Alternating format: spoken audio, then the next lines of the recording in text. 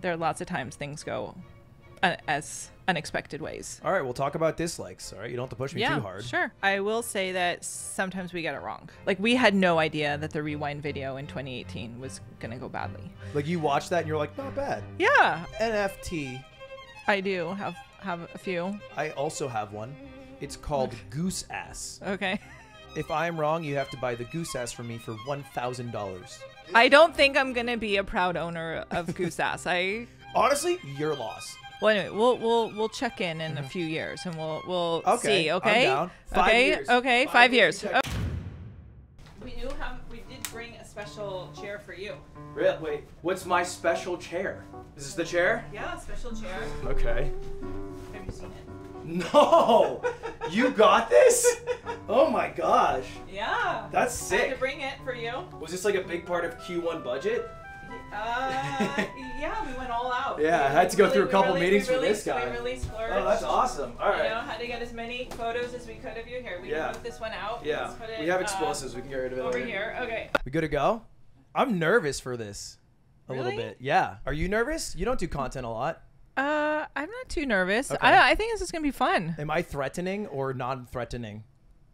Not very threatening. Okay, Not all very right. threatening. All right. That's a shame. I could never be the CEO of YouTube then. That's not actually what is important in being the CEO of YouTube. What is the most important factor? Well, I'd say knowing how to build a great platform. Yeah, that's And- fair. Yeah. Like making your company good? Yeah, Oh, making wow. it good, making the product So good. not just fear? No, All that right. definitely that doesn't help with I might have to anything. restructure my company. We are equal, both CEOs. Mm-hmm. Or is that your is there like another secret title you have? Like, you know how like you often have multiple titles, but like you introduce as one? Like, I'm CEO and also secretary. No, I'm just CEO. It's fair. It's all right. It's hard to do both.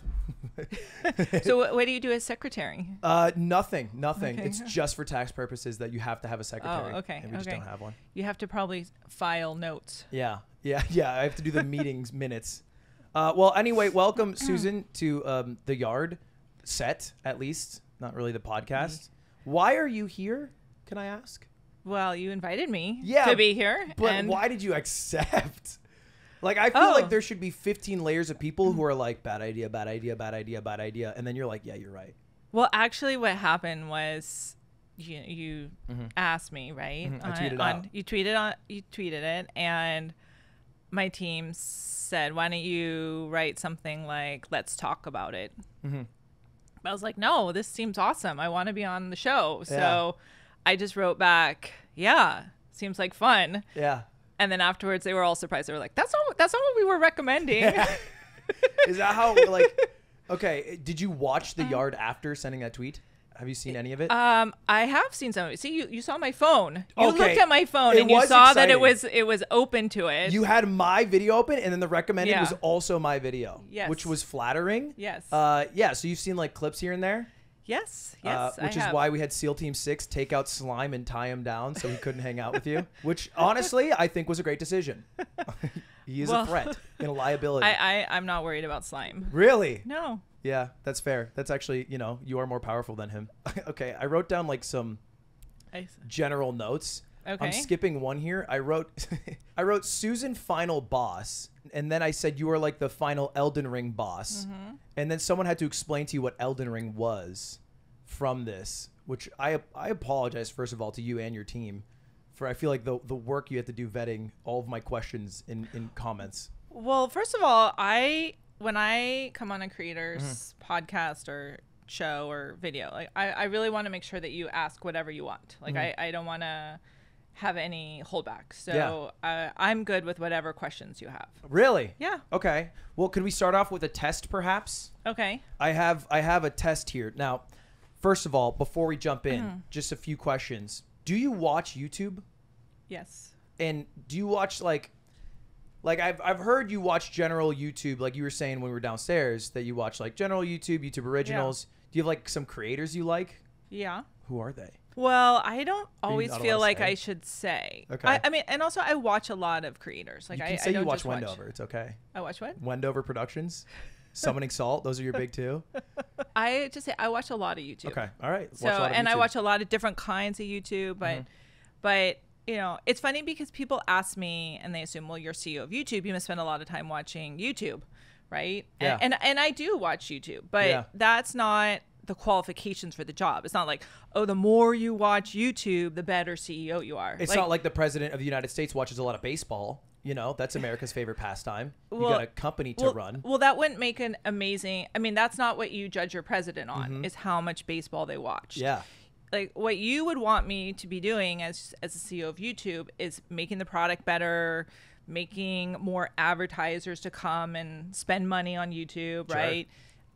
Making sure that we're not getting regulated in a way that we have to pass weird laws or, you know, change the product in a way that's not productive for creators. So, you know, if you look at the things that I'm spending my time on, it's building a better YouTube in terms of its product and the ecosystem that we work in, not necessarily just watching YouTube. I would love it if that were the job. Like, oh, just come into the office, sit back on the couch, and watch as much YouTube as you want. But then you'd be taking my job because that's what streamers do. We're supposed to watch YouTube. Yeah, for that's our what job. you're supposed to do, and comment and make it funny, and yeah. So okay, that was the intro to.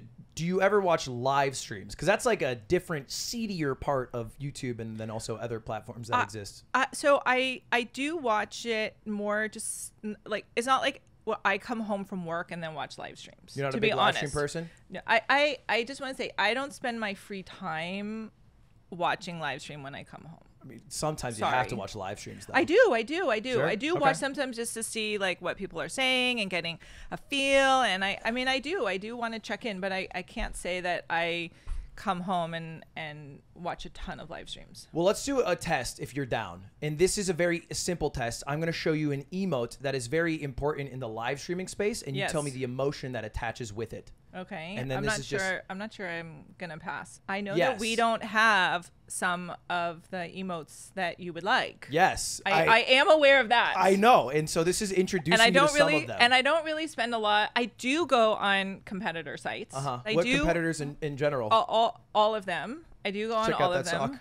Sock. Yes, I'm familiar with I am familiar with that competitor. I wore it. It's my bad luck and my good luck sock. Oh, it's okay. What is it? Okay. That's President Barack Obama. Okay. Good old 44. All right. Okay, so I think you'll do well. I think you're selling yourself short. Sure. It's just the picture, and you say the emotion that attaches. So here's the first one. Okay. And then you say what? No, you don't have to say what it's called. Even just what emotion you think it is. It conveys. If you bad. Yes. Yeah. Yeah. It's called sad. It's like sad. Yes. Yeah. That looks sad. Easy. Happy. Yeah. Yeah. It's just funny. Just ha-has. Yeah. Easy. I think you're doing good. I think you're selling yourself short here. Okay. Good. Just have a few more. Okay. Oh, we already did that one. Sad. No. This is a different one. It's this. Oh. The frog is used a lot. Okay. He's important. But what fear does he express here? Like what? What is going on? Yeah. It's general fear, anxiety, stress. Okay. Two more. This one's the hard one. Wow. Yeah. It's poggers. Wow. Yes. Cool. Yes. And then final one. That looks like no. Like no. It's actually a boy waiting for a bus. That one was a hard one. Yeah, it's people waiting for bus, very long wait. Okay. It's less used, but still in there. I would say probably 85%. That's passing. So you know general streaming stuff. It's a little harder to find in there. I mean, I of course watch streaming. Of course I watch our largest YouTubers, and of course I watch, but I just have to be honest, like it's not like I come home and I spend hours and hours watching it. That's fair. First of all, there's lots of different types of content on YouTube, and there's a global audience. Like you have to realize that YouTube has creators who come from every part of the world, and so what you want me doing is you want me making the platform better for everyone. Yes, streaming is a really, really important part, and we're definitely committed to making streaming better, but you want us focused on all parts of YouTube, and that's what I'm focused on. That's fair. I have talked to a lot of creators. I feel like every day I find a creator that has like 1 million+ subscribers that I've never heard of ever, and they're huge. But it's just because they're in a niche I don't know. But there is one thing that does unite us all, and I'll transition us here. Yeah. It's the YouTube ranking system. Like every creator inherently understands how you feel when you have a 1 out of 10, very poggers, and a 10 out of 10, and it's very Sag. When did that come into play? Was that you? How do you feel about that system? So yes, first of all, I know what you're talking about, and we design the system so creators have the most amount of knowledge about how their videos are doing. And we have heard the feedback that some people don't want to know, or they don't like the way that we tell them in terms of the rankings. And that has been certainly valid feedback that we've heard and are working on. And we have tried different experiments like removing some of the ranking or removing some of the statistics that maybe creators didn't want. But then other creators will tell us like, well, where did that go? Like, we liked it. We wanted it. And so we do think it's important that we're giving you accurate numbers in terms of your statistics and how your videos are performing. But what we're going to try to do is give it in a way that we think more creators would appreciate it, in terms of not having red, for example, when things aren't going well. People have a negative association with red. Yes. Like red was in high school where you got a bad grade. Yeah. So we don't want to do that. We want... It's because like you get the 1 and then fireworks explode on your screen and you're like, yeah. And then the next day it's 10 and there's like a gray and it's like, and you're just like, oh, why do I even do this anymore? It's not worth it. But I understand that there's definitely people who'd be like, oh, I want that back now. If there's a video that's not doing as well, I mean, what do you want us to say? Do you want us to We'll make it get more views. Like, I mean, we could it'll be better. Coddle us. Look, we could just remove all the numbers or say something like, oh, nice try. Try again. Yeah. Nice try. You did really well. And it's okay that you failed today. We could have some encouraging words. Maybe like a teddy bear comes out of the 10 and it's like, and because like the fireworks come out of the 1, perhaps out of the 10 is a teddy bear and it's like, nice try, but you failed. Well, I mean, it's all relative. Like, it's not like the 10th is you failed. I mean, it just is. It's failure. It's just not as good as number 1 so bad. through 9. It's double digits. There's so many in between. But yeah, I think that makes sense. Look, at the end of the day, I think the thing I like about YouTube is how much information I do have, which is almost problematic because I find myself surfing through it too much. Yeah. And a lot of it's even like filler. Like, a lot of it you don't need to know. Is there anything you do want in your statistics that you don't get? Okay, yeah. I don't think you know about this. Okay. The live stream, can I swear? Yeah. They're dog shit. The live stream analytics. I have to hit up Jeffrey to find my average viewers. And part of the problem is since YouTube live streaming so new, there's not like a third party site that tracks it for you. Where I'm like on Twitch, like there's websites like Solynome, Twitch Tracker, all these things that exist just to track streams because there's not proprietary. Twitch doesn't have much of that own information, but YouTube doesn't have any of it and they don't have the third parties either. So to even find out how many hours I streamed, I have to ask him. Oh, okay. All right. Well, that's easy to fix. Okay. Do we get to fire someone now? No, we don't fire. We send emails to the team nicely. Per my last Actually, email. you know what's gonna? I mean, honestly, I don't even have to send an email because they're gonna watch this and video and they'll see. Oh, it. really? Yeah, of course. Also, make my views go higher, or you're fired. It doesn't work that way. She will fire you. It doesn't work that way. Can you tell them they're fired if they don't? No, I can't. Okay, I fair can't. enough. We are both equal CEOs and the same. You happen to run a few more employees. What can you teach me, new bio boss, about what it is to be a boss? I'll give you an example. I make up all the salaries I give out. How do you find a number to pay someone? I just make it up. Okay, well, we don't do that. What do you do? You don't just like pick a number? No, we can't. First of all, when you run a company with thousands of employees, you have thousands? Yeah, of course. Okay, nice. Thousands. I'm at yes. 13. Okay, well, that's good. It's growing business. I mean, yes, small businesses make up most of the economy. We're growers.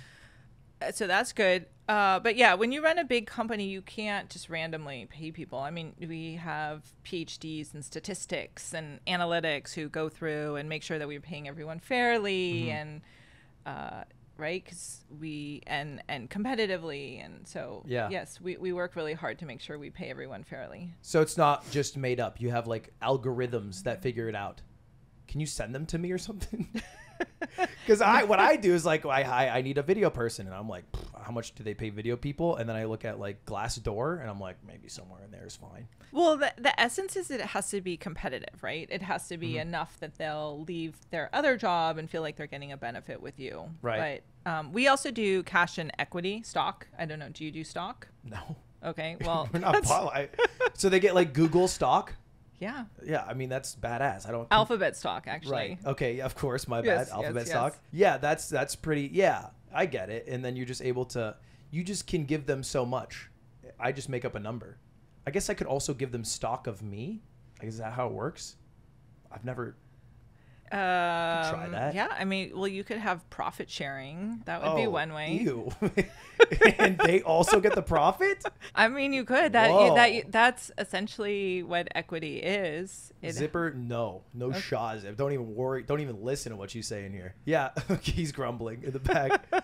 Yeah, okay, that's fair. What are some other boss things that I should learn? Because you're like a badass boss. So first of all, just, I joined Google actually as employee 16. So I don't know if you knew that. Wait, Google? Yes. Like in 1995? In 1998, actually. That's like what they do in cartoons. Like they go back in time and they go to Google when it started. But you literally just lived that life. Yeah, Wow. I lived that life. And actually, I don't know if you know this, but Google started in my house. I did know this kind of. This is actually pretty familiar. Actually, the outside of our house was similar in color here. It really was. It was similar to this with a white trim. Yeah, the outside. Yeah, it was. little We were a little more purple, a little more teal in it, Sure. but yeah. That's insane. And then you just stayed with Google. At the start, you must have been like, "This is dumb." At some point, I thought it was super cool. You just believed. Yeah, there was no revenue or anything. Yeah, but I totally believed in it. And then you've worked your way up to CEO. I've talked to a lot of your employees about you. Okay. They all speak very kindly of you. Well, that's nice. They say you work really hard, which I think makes them work harder. But they all say, and I don't mean to hurt your feelings, That's okay. resoundingly, you do not make a lot of jokes in meetings. You're not very funny in meetings. Do you agree with this sentiment, or do you think Jeff or whoever is lying? I don't want to name who. Well, I mean, it certainly depends on what the type of meeting is. Like, there would be definitely lots of meetings where it would not be appropriate to be making jokes with people. Sure. Yeah, that's fair. I think I try to use humor at moments that it's appropriate. Do you have like a go-to joke, like a one-liner? No, I don't have like the same joke that I use over and over fair. again. I do meet with a lot of the same people, so it wouldn't really work. Right. It wouldn't really work if I just kept giving the same joke over and over again. But I mean, I try to have humor. I think I actually, in moments of stress, do provide some humor. You think you can turn on the funny bone? I think I can see humor when things are not going as expected. Rather than getting really angry about it, I usually can see some humor in it. I like that. Which I think has been has helped me, given, there are lots of times things go as unexpected ways. All right, we'll talk about dislikes. All right, you don't have to push me too hard. Sure. Dislikes. Yeah. Okay. When you did dislikes, you probably knew, because you have forensic analysts, that it was going to go bad. How does that work? Are you guys like in the room sweating when it's about to be released? Like, how is it going to be received? So first of all, we do try to understand when we release any new feature, whether or not it's going to go well or not. And I will say that sometimes we get it wrong. So there are times where there's something we're super stressed about, and then the community's like, oh, that's not a big deal. Or there are times that we release something, like we had no idea that the rewind video in 2018 was going to go badly. Like, wait, no one? idea. The most disliked video on the internet. Yeah, you guys got boomed on that one. Yeah. That was tough. Yeah. So we had no idea. Yeah. We didn't, like, it wasn't like we thought it was going to go badly. So like, you watched that and you're like, not bad. Yeah. I looked and it was like, oh, it's okay. Yeah. And then it came out and everyone was like, this is terrible. And you're like, oh, that's tough. Okay. Yeah. But dislikes, I think, was different, right? We knew that it was going to be controversial. We have to do what is the right thing for the ecosystem as a whole.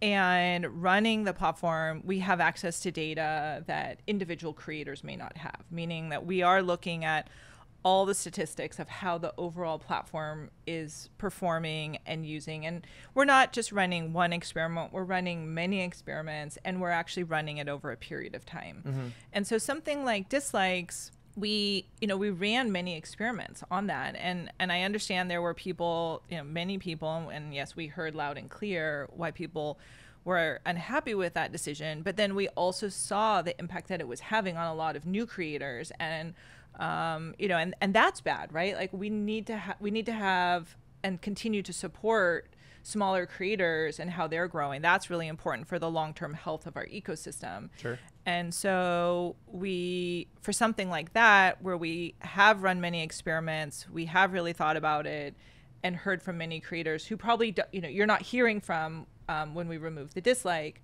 the creators that were harmed by having it. For decisions like that, we know it's going to be tough, but we just power through it.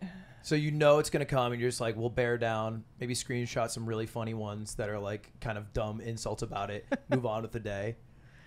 Well, I mean, we do read that. We do read. I imagine. Okay, just so you know, we do read them, and Does some make you laugh? Or are you like, oh, you're out of pocket with this one? Like people are just going crazy. Well, I mean, I am always impressed with how creative people are, and we do in their insults. In many ways, and I mean, what I'm doing is I'm reading them to know, is there something here that we haven't thought about? Is there something that a position or a concern that we should know about that we don't know about? And if we do, like, I want to reconsider. I mean, I'll use like a contrast. So the verification launch, I remember this. We took away verification a couple of years ago, and it did not go well. The 100K verification that creators could get a little check mark. Yes. Yeah. So we took that away, and it did not go well. Yes. And we reversed, and we changed opinion on that. And that was a place where we didn't really have a good idea that it was going to be so controversial. And on top of that, when creators started raising their concerns about it, we had a much better understanding of what they were, of the issues that they were raising, and understood and decided to change course. We want to do the right thing for the community. We're there to be supportive. I mean, that's ultimately what YouTube's about, is supporting creators and growing creators. But we need to do that holistically, meaning the whole creator ecosystem. And sometimes you have one part that's loud, but another part that we know is being harmed. And so we are looking across all parts of YouTube to make it a stronger YouTube for the end. That makes sense. Okay. Hear me out. Sure. Maybe no one's come up to you with this idea. Sure. I think it's brilliant. Okay. Some people like dislikes, some people don't. Yeah. Toggle. Well, the problem with that is that it creates a pressure for the creators to have it on. Because their audience will be like, wow, you don't have dislikes on, you loser. I mean, yes, that would be part of it. I mean, we spent a lot of time looking at it from lots of different perspectives. And it is complicated too when you have too many different choices. I mean, like with any feature, you could be like, oh, why don't you let, creators choose and have this on and that off and that on and that off. But, ultimately it's a platform, and if there's too much inconsistency in the experience for users, that's also not good. Like if it's verification toggle, dislike toggle, like toggle, is it theater mode toggle, and then it's too many toggles, and then everyone's YouTube's different? Yeah, then everyone's confused. Like, oh, wait, what? How does YouTube work? I mean, our job at the end is to create a YouTube that everyone wants to watch, that just intrinsically works well, and that drives the most engagement. That makes sense. Yeah. So dislikes got removed in 2021. Yeah. NFT. Okay. Do you have an NFT? I do have a few. I also have one. Okay. It's called Goose Ass. Okay. It's worth a couple Ethereum. It's on OpenSea, and this is mine. Okay. Why did you buy it? Goose Ass? Yeah. Oh, I'm a proud owner of Goose Ass. Why did you buy it? Well, because of its intrinsic value. Okay. And I think when our 1% overlords are finally done running the scene, this is how we will be trading our currencies. It's giving power back to the man. So I think, is that part of why you're bringing NFTs to YouTube? No, that's not why. Right. I can tell you why. Please. Okay. So first of all, we are seeing that creators are selling their videos and memes as NFTs. Right. So like David After Dentist, for example, sold for was like $11,000, for example. So we do see many creators engaging in this. Charlie Bit My Finger, 300K. They deleted it. It's another second example. Yeah. And there are many, many more. And if creators are selling their videos as NFTs, then like that's an important form of monetization, and it would not be I don't think it would be good if that all happened on another platform. For many reasons. Like it's a form of monetization, and we want to provide the best monetization to all creators. But the second reason is that we also are in the best position to verify which assets actually belong to which creators. So like it would be a problem for you if some other third-party site were selling your videos without knowing that it belonged to you. Or you my goose ass. Yes, or your goose ass. Well, your goose ass, I don't think is really like, I don't think that's really core content that belongs to you. But getting there. Okay, but anyway, even your like, look, if you want to invest in your goose ass, like, Yeah. then go ahead. Yes. And Okay. we would want to be there to protect you with it. And if you want to sell your goose ass, then like, yes, we would want to make sure that you are selling it and not someone else is selling it. And Sure. with all the investment that we have from Content ID, we are in the best position to know which content belongs to which creators. True. And so it would be a problem if someone else was selling your content and they would just not have the ability to know what belonged to whom. So you guys are like the people who know everything, so you can also easily facilitate the sale of it. Yeah, and do the right thing for creators, because we want to make sure that if it turns out that this is an important form of monetization, we want to be there to support you and make sure that your content isn't being, basically stolen and sold somewhere else. The second thing I'd say about it is we do think that NFTs will enable new forms of monetization for creators. So, like, for example, we've seen creators, we've seen various musicians, and I think that, it can work for creators too, where they will sell a few singles initially with NFTs and various like perks associated with that, whether that's like additional merch or I don't know, time or, side benefits as a way of fundraising and raising more money for their community. And then funding that for an album. Like Tory Lanez, for example, did something like that, that raised hundreds of thousands of dollars. So, we really, like, if it turns out that NFTs enable new forms for creators to be able to raise money, to be able to get paid, to have a business, then it's important for us to be there. And like at the end of the day, what YouTube does is like we're a platform that distributes content and does monetization. And if NFTs is an important part of that equation, then we think we should be there.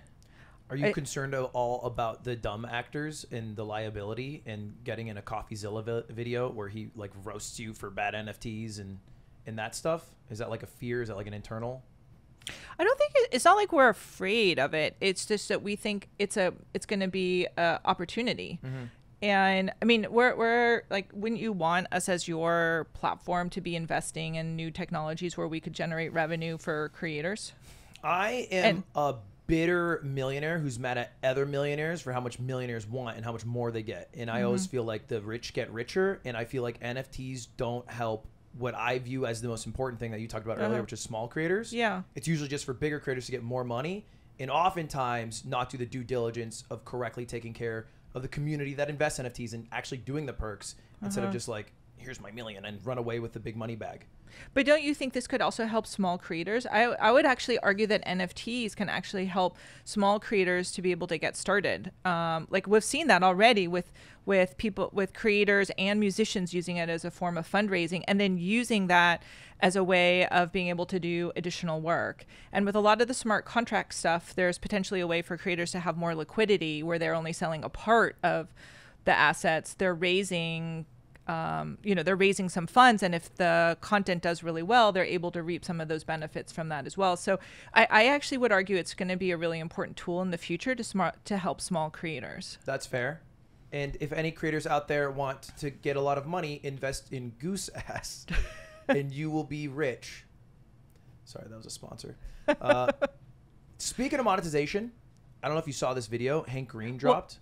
Well, actually, is there anything else with NFTs? I mean, we saw that people were really concerned. Is there anything else is there anything you really want us to not do with NFTs? Because, we definitely understood it was polarizing. There was definitely a lot of feedback that for as many people as there were excited about it, there were definitely significant detractors as well. I think it's a blight in the gaming space to even be involved in NFTs. And usually, like, even if you were somewhat interested in the technology, it's not worth entering the space because of how much backlash you'd receive from the community, is what it feels like in gaming. So nobody touches it. And anyone who does, well, usually just gets a lot of shit. So that's one reason. But then also, again, it just feels like it's usually for rich getting richer. And I think when all the dust settles and NFTs are involved and they're on Twitter and they're here and it's crypto.com and you can't look anywhere without NFTs, I think 95% of all the value of the purchased NFTs will go to bigger creators who are already millionaires. And then the small creators, I don't think will profit that much. But that is also most monetization changes, because that's just kind of how it works, which is just rich getting richer. Yeah. Well, well, anyway, we'll check in a few years and we'll see. Okay. I'm down. 5 years. Okay. 5 years. Okay. Even 2 years. I think. Okay. I think 2 years. We're gonna be really careful. Sure. I think that you are gonna be okay with what we do with NFTs. That's my prediction in 2 years and in 5 years, because that's our goal. Our goal is really to use it to protect creators, protect creator assets, and enable new forms for them to be able to get liquidity and raise money. And so we'll see. We'll see how it goes. If I'm wrong, you have to buy the goose ass from me for $1,000. If you're wrong? No, if you're wrong. Sorry. Oh, if I'm wrong. Oh, okay. If I'm wrong, you buy goose ass for me for okay, 1,000. Sure. If I'm wrong, I'll buy a goose ass for $1,000. Yeah, no problem. I'm okay. I don't think I'm gonna be a proud owner of goose ass. Honestly, your loss. My loss. Yeah, and I think you talk a lot about NFTs and monetization, which made me think about shorts monetization. Sure. Which works way different. And I watched this Hank Green video. I don't know if you saw this. I did. It's a pretty good video. Yeah. Hank does good videos. He was spitting bars. Like, was he spitting fat? Like, was he right in that short monetizations being a fund of $10 million, whatever, large money, inherently, because shorts will always grow, will mean less money per view, and that this is not a sustainable model, and that you could pull the rug on us at any time? And what do you think about that? Well, we set up the Shorts Fund just as an initial form of monetization for creators, because the reality is, we are growing Shorts, which is doing well. I don't know if you saw, we released that we have over 5 trillion views of Shorts. It's insane. And we also are getting our ads started, so we've been running more ads there. But that, it takes time for us to get that set up. So we've been in the process of getting everything with Shorts ecosystem set up. But our goal is to pay creators in a much, much more sustainable way. And we recognize that YouTube has a really great monetization program for longer form content, and we want to find a way to extend that further to Shorts. Yeah, because I think YouTube's like, what, 55-45 for creators. And in Shorts, you get 10K, but you need about 600 million views, which only, like, a handful of people are getting. Yeah. Well, we have a fund right now. I mean, and that's the problem. And so our goal is to have, we will come out with a new monetization program for creators. We're in the process of working out what that is. And can you tease a couple of the ideas? Is it like percentage based? Is it like it rolls before the short and then there's an ad, or? Well, I can't say right now leaks about it. Airtight? I can't say that, because I also don't want to say something and then be wrong. And then switch it.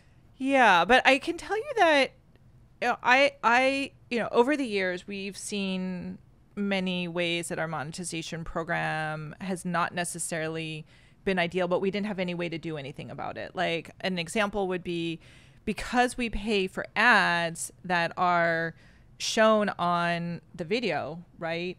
And we only pay then if creators don't want to be associated, or if advertisers don't want to be associated with a creator, then there's no monetization for that creator. So that's how we got into a situation with like swearing and profanity, and then it's like, okay, that leads to lower monetization, right? That wasn't necessarily YouTube. It's not like we made it that policy. That was because that's how that's how advertisers wanted to be. And it also has implications for other things, like for example, right now with the war in Ukraine, that's also a place where, something that's really important for society, but is not necessarily where an advertiser wants to be. And so we are thinking about what are some of the weaknesses in our current system and how can we correct them in shorts going forward. I see. Yeah. Because it is a shame. My girlfriend's podcast, you saw The Room. It always super gets cool. demonetized. How come? And How usually come? the issue, I don't know, because look, if you've heard our podcast, we get a little worse over here on the yard. My secret running theory, and this is totally conjecture, is that it gets flagged by a bot, like things do, for either drinking alcohol or general swearing, and then when the manual review comes, it is probably just built-in sexism. Because maybe they just see girls dressed, as girls do in dresses that are more showing. And then it's just guys talking about, like, cum. And then they're like, let's just guys being dudes. And that's my theory, is the manual reviewers maybe just have built-in sexism. Well, I don't think that's the. I don't think. You don't think your employees are all sexist? No. I'm confident that is not the issue. I mean, there are issues, and as you know, we try to be really transparent with them about profanity, certain topics that advertisers don't want to be on, but regardless, maybe just getting back to shorts, shorts monetization. We do want to find ways to rethink how the program works in ways that could be better. What's the next generation of our program and how do we make it better for everyone? So I don't want to give any secrets out yet. But maybe short funds aren't permanent. Okay. I don't think they're permanent. Hot scoop on the yard. That's good. That's good. Yeah. But I can't say anything else. We are definitely working about how to make it more scalable. Think about that. More scalable, right? Percentage, not making up numbers. Because right now, oh my God, you're doing what I'm doing. Short funds are just making up random numbers about how much you pay people. That's what I do. No. It's not. We're no. the same. We have it. No. Yeah, it does not. We don't work that way. We have both bad CEOs. No, maybe. Maybe we're both good CEOs. True. Yes. Okay, now we're getting there. Actually, how are shorts going for you? They're good. I feel like it's view botted because every time I upload something, it just gets a bunch of views. Like if I upload a short of you saying goose ass, I feel like that's an easy milli in the bag. Okay. We'll see. Doing that makes that final cut. We'll see. But yeah, I don't know. It feels like the views come so indiscriminately, and the revenue from it is pretty negligible. Yeah, I saw your video about that. Oh, about how many views do I get for a 10 million view video? Good clickbait, huh? Yeah. It doesn't make a lot. But I also am interested in the sphere of short videos, not shorts, like short clips. Yes. Because those also get wildly recommended, but do make money if it's above like 30 seconds. Yeah. Above 60. Right now, shorts by definition is anyway. It could. Because I'm talking about uploading as like a vertical video. Yes, not a vertical, a horizontal, like a 1920. Okay. Like uploading as a normal video, but it happens to be short. Okay. And it's not uploaded to the shorts system. Okay. Those videos make a decent amount of money and also get wildly recommended. And you can also, dude, it's crazy. You can just upload two of the same exact clip and then they will both get millions of views and they're the same thing. Yeah. How? So, a little bit of view body. No G4 action going to the back end. No. Fair enough. No. Fair enough. Yeah. I mean, those are things we need to address. Yeah. I think it's get it. Cool how many views it gets. But yeah, I'm excited for new monetization. Honestly, mostly because the people who I have working on it, they get like a big cut of it. It's mostly gravy because it's repurposed longer form content that makes a lot in its own right. Yeah. I mean, I love the way you actually use all of our products. Yes. The live, the longer form videos and then shorts. Right? I think you do a really good job of using all of them. Can I tell you about a dream of mine? You go to my YouTube. It's not about goose ass or anything. It's a normal dream. Okay. A dream about YouTube videos. You go to my homepage, Ludwig, and then it's under home, whatever you want it to be. Then it's videos, and it's my long form videos. Yeah. Then there's a shorts tab. And then there's a live stream tab. Yes. And it's all there in one channel. Yes, but not all mixed together in the way that it is today. Yes, because right now I cannot safely end my stream and keep my live stream public because it'll be filtered in with my regular videos. which is like if some guy likes watching me for 10 minutes because I edit it down, and then he sees 8 hours of me playing Elden Ring, he's never coming back. Yeah. I lost him. So I have to unlist, and then it's like, here's the unlisted, and then people are like, where do I find the live streams? And then I have to make another channel where I upload the live streams in full, and it's very confusing, although it could be good, I think. Yeah. Yeah. No, I've heard this from creators, and we are working on it. I like that. Have you okay, what do you think of my extension? Well, I think that you did a good job of trying to recreate features that we don't have by bringing them over from Twitch with an extension. I was impressed. That was very creative. Please don't take it down. And I'm not. I actually emailed our team and asked why we didn't have more of those features on YouTube. Oh my! So I got people in trouble. No. Okay. So back to my style. I'm not like it's not a good CEO feature to have everybody afraid of you. Right. So let's just establish that. You are less fear-based. That it's just not a good. It's not a good way. People are not productive when they're afraid. Sure. People work better in a more collaborative environment. So I shouldn't yell at Slime. Look, you and Slime, I'll leave between you and Slime all right. for you to figure out. But just get mad at him. But yes, as CEO to CEO on management techniques, like just in general, being collaborative is a good approach. Sure. So, but yes, I did see it, and I did email our team and did ask about our plan on that. Yeah, that's cool. And they are started emailing me back about it. That's cool. So if Yeah. I add something, it perhaps could get in an email chain. Perhaps you're talking about BTTV emotes. You're working on Sag in Poggers. Well, we might have different names for them. I don't think it's like ideal for us to have the same ones, but I did ask, like, where are we on that? I mean, I will tell you, I also, which I know you're going to get to, I also emailed about some of our content ID system stuff, which like I probably would prioritize higher. Do you know how hard it is for me out in these streets? You know, my job is to watch other people's content and make money off of it. And YouTube's content ID system is holding me down, and I can't watch other people's stuff anymore. I understand. And I think there are, I mean, first of all, we have to respect content owners' rights, just like to get that clear, right? Yes. Like you wouldn't like it if we took your content and then other people monetize. So we have to do that as a whole. But I do think there are better ways to do it that could solve some of the things that you're concerned about. Why can't we all just watch Hell's Kitchen on stream? Well, for any content, you have to ask the content owner. And I think as you learned, sometimes asking even the content owner is not enough. Like I heard that's what happened to you with Kurzgesagt, right? Yeah. That you also needed the music. So, and then probably, honestly, even in the music, there's not one owner. And then if you go to different geographies, there are going to be other owners. So copyright turns out is a really complicated area. And we know a lot about copyright, and I do think we could fix it to make it easier. So I also sent some emails about that. I'm actually a bit, I will say, of a content ID truther. I'm kind of content ID red pilled because I think it is good in a lot of ways. Yeah.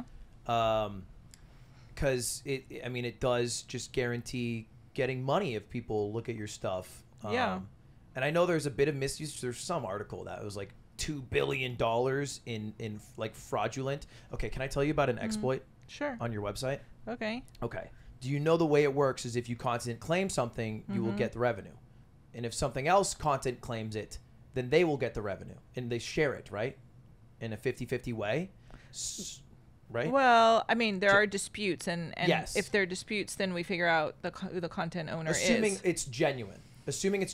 Like it is half of one thing that someone else owns and half of something else. Right. And that both of them would share in the revenue. Sure. So I could upload all of Ariana Grande's 7 Ring song with my outro song and then split the money with Ariana.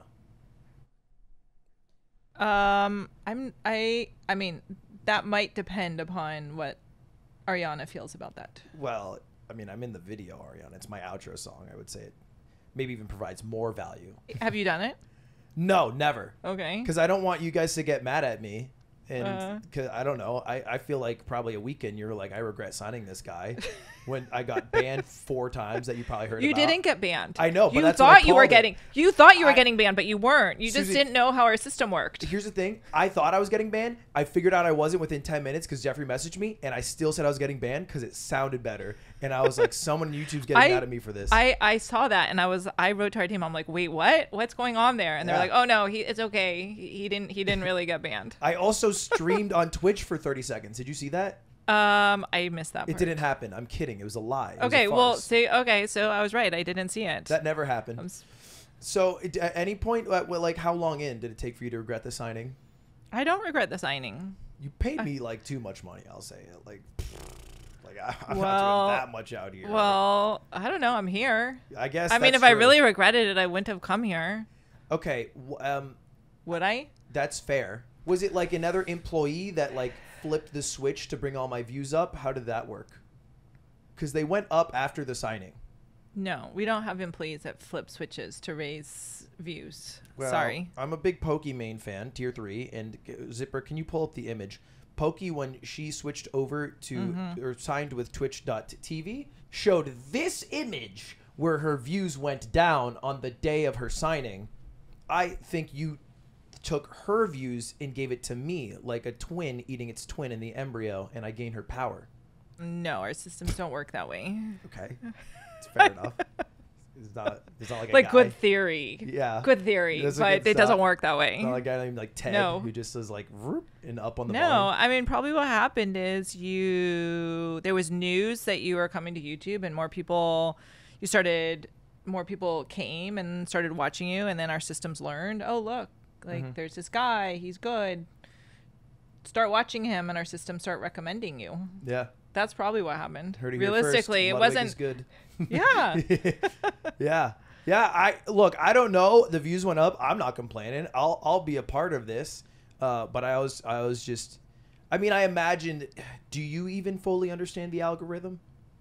I try to understand it, but it is complex. And I mean, we also have a system that learns, right? So that's the whole point of our systems. It's not static, that our systems do learn from what users are doing. And so sometimes we have to learn, like, what have our systems learned, and was that the right thing? Right.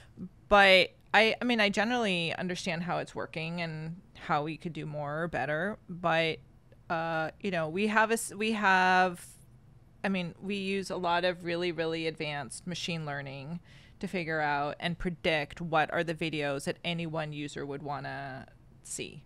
And, we have probably like billions of, pieces of data that we use to try to predict that. And it isn't like a person in the back end being like, oh, like this gamer's cool, let's like drive more traffic. Oh no, he said something, let's like take it away. No, yes. that it doesn't work like that. Could I hit you with a couple true falses of the algorithm? Yeah. Okay. Sure. CTR is important.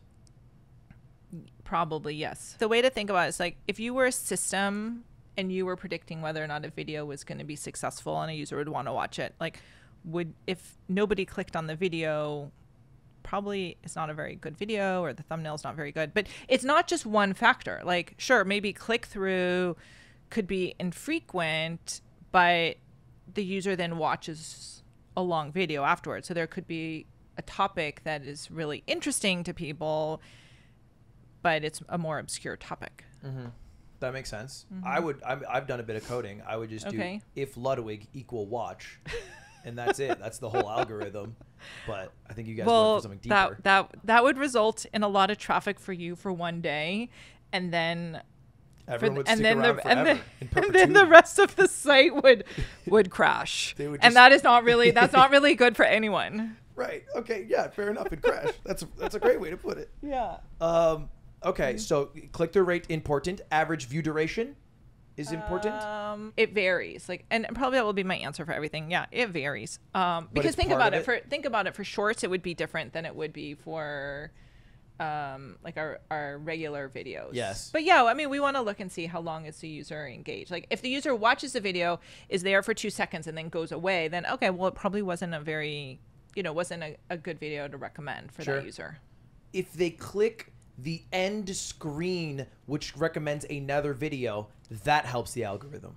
It could. Could vary. You had asked about it, or someone told me that you had asked about it in the beginning of the video. So like if you put it at the beginning of the video and the user just like sees a video and then clicks and then leaves the video, like our system just says, oh, like that users are watching that video and then they're leaving really quickly. Like, why would we recommend a video that everyone's gonna like see for a few seconds and then leave? So don't put a card in the front of the video then. Yeah. I put a card every time in the front. Well, I'm like, maybe they'll want to. And now I'm okay. All right, I'm figuring out the tricks here. Yeah. Okay. Okay. Well, that's pretty much all I got in the algorithm. I don't really know what I'm doing. Every time I visit Mr. Beast, he tells me that I just have to upload bangers. But all I want to do is just be like, Moist Critical, right? You talked to him before, Charlie. Yeah. I just want to be like him and upload 5 videos a day, and a few of them get a couple million, and then I move on with my life, Yeah. Well, I mean, it seems like you're doing pretty well. I mean, how are things going overall? Tell me, how, you've been focused on YouTube for, what is it now, like 5 months? So how's it going? It's going okay. It's going good. At the start, it was very good because there was a lot of attention. Yeah. And everything was up, like live views, video views. And also December, I think generally stuff's higher, Yeah. And then January was up pretty good. And then February was like, no, so good. And then March was like, okay. And then April's ticking back up a bit. But I find it harder to hold viewers on YouTube than I did on Twitch. And I think that's partially because like the average view duration I've seen is lower because people probably come in and they're like watching for a bit and they're like, wait, I could just watch a video of this guy or a video of another person that's edited, and I'm competing with harder people, So I've noticed it's harder to keep viewers. And if I go potty, I lose 4,000 viewers. Oh. Number 2, it's 8,000. Okay. This is real stats. Okay, quantified. Well, maybe go beforehand. It's a 6-hour stream, Susie. I'll bring a bottle with me and maybe connect it to the bottom of the table. So that's been a bit tricky, but generally I think things are going pretty well. Like the video views are up. Yeah. And I think it's just there's a few kinks that I have to learn on YouTube that are different. Okay. That are harder. Is there? I mean, other than the CID stuff and the emote stuff, are there other key areas you want us to fix or do differently? Yes. Okay.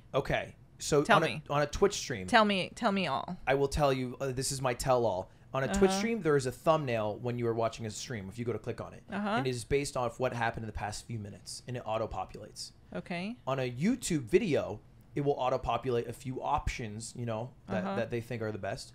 But on a YouTube live stream, you have to submit your own thumbnail for every live stream, which is like a bit of prep work. Whatever, I'm okay with doing that. But if I make a live stream that's like eating my boogers for 3 hours, and then I do that for 3 hours, and then the rest of the stream is like, oh, I'm gonna play Mario Kart. Then people will come in and be like, where's the boogers? Yeah. And they're upset because it does not auto-populate and the content is shifted as it does in a live stream. Because like you're going to change what you're doing every hour. Right. It's 6 hours, right? Yeah. You can't do the same thing for 6 hours. You can't have a thumbnail and title that encapsulates a whole 6-hour journey. So it'd be great if there was a way where it would auto-populate thumbnails for me on a rolling basis. And then I can just be like, this, and I click it because it's what I'm doing. It just shows what I'm doing rather than me having to create it, which is a lot of work. Okay. Well, good feedback. I'm sure our team will see that. Fix it, please, and let's collaborate together. I'm learning. Okay, good. You're a fast learner. Or else. Sorry, it's my old habits kicking in. That's mainly it. And then generally, scheduling live streams is a bit tougher. Yeah. My viewers get mad at me for being late. Because never before did I have to schedule it. I would just hit go live. Yeah. And I have to schedule it. And if I show up at 4:01 and it's at 4, they get upset at me. I got fired from Apple. I worked there for 2.5 years. I was one of the best at the college program of doing tech support, and I got fired because I showed up late too many times. Really? I worked from home. How late were you? If you are within 5 minutes late, it is 0.25 occurrences. If you are 5 to 10, it is 0.5 occurrences. And if you're over 15, it is 1 occurrence, 4 occurrences in a 3-month period, and you're fired. Oh. A lot. Okay. Well. I was going through a breakup. I was sad, so I didn't want to work. Well, things seem like they went okay. I hate you, Apple. Anyway, Susan, I've taken up too much of your time. Is there any last things you want to say or shout out? Well, I do want to. I did hear that you had an issue with the Postal Service on one of your awards. Yeah. That something very important was lost. Yeah, I never got my 1 million sub plaque. Okay. I'm at 2.7. I never got it. Okay, so I want to let you know I personally brought it here. Okay. To the yard. Yeah. Climbed up in the yard, yeah. and I brought this for you. My plaque. Yeah, your plaque here. Okay, here you go. My editor got one, and I never did. Okay, well, here you go. I got it for you. Oh my gosh, it's a big box. YouTube. Well, yeah, it's. Does it usually come this fancy? Yes, it does. Here, I'll help you appreciate here. That. Okay. Presented to Ludwig for being the shortest streamer. You did this? Wow. I heard you'd really like it. That's really great. Susan. Special for you. Yeah, that's awesome. It was custom in multiple ways. Custom in its delivery and custom in its naming. Thank you so much. I'm so happy to finally get my award. Yeah, I think our time's up here, Susan. All right. Okay, well, thank you. Yeah, it's actually been a pleasure. No, thank you. I hope you had a good time. For having me here. I did. I really enjoyed it. I love the whole tour. I love being here in this really outdoor setting, and I really appreciate your feedback. I appreciate you being on YouTube, and I look forward to your feedback and continue talking about all the ways to make YouTube a better place for creators and streamers. This conversation was great, and I will never forgive you for that plaque ever. Okay, well, I do want to tell you that you can take it off. Wait, it's removable? Yeah. You're too nice. You couldn't commit to actually just engraving it? Oh, you're too sweet. Yeah, right. you can stick it on there, you know, when you need a little reminder of our good joke. Sure. But yeah, you're not short. What are you talking about? Well, it's the joke. I know. Actually very tall. 6 feet plus. Even 6'2" perhaps. Okay, well. All right. Well, that's all. That's all. Goodbye. Thank you once you more to Goose Ass for sponsoring this podcast. Okay. Well, thank you for having me. And we'll be back in a couple years, okay? Talking about how it turned out. How it turned out. And who's paying for the NFT. Yeah, exactly. We're good? Let's go.